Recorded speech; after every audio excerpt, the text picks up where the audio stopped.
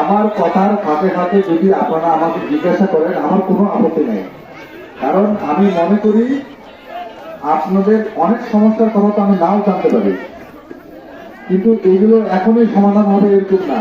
যেমন কারেন্ট গেছে আর কারেন্ট আসছে একটা ফোনে, এর মানে আমি সব পারবো তা না। কিন্তু আলহামদুলিল্লাহ আলহামদুলিল্লাহ, আপনি বলেন কোনো সমস্যা নেই, আপনি যদি আমার বিরুদ্ধে বলেন আমার কোনো সমস্যা নেই। আমি বিশ্বাস করেন সবাই আমাকে পছন্দ করবে এরকম না, সবাই আমাকে বিশ্বাস করবে এরকম কিছু না, এরকম হইতে পারে না। অনেকেই আমাকে পছন্দ করবেন না, এটাই স্বাভাবিক, আমি এটাকে মনে করতে চাই।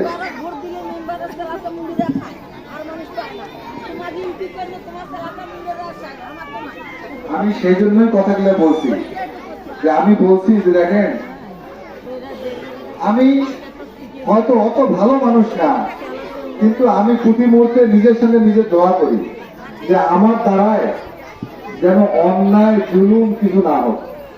কারণ কি আমি একটা জিনিস বলি, আপনাকে আমাকে এই পৃথিবী থেকে চলে যেতে হবে, উপরে বিচার হবে, নেতার বিচার অনেক আগে হবে। অতএব আমার দ্বারা যদি অনিষ্ট কিছু হয়, অন্যায় কিছু হয়, উপরে আমাকে ছেড়ে দিবে। তো সেই শাস্তি থেকে বাঁচতে গেলে তো আমাকে আমার মতো করে চিন্তা করতে হয়।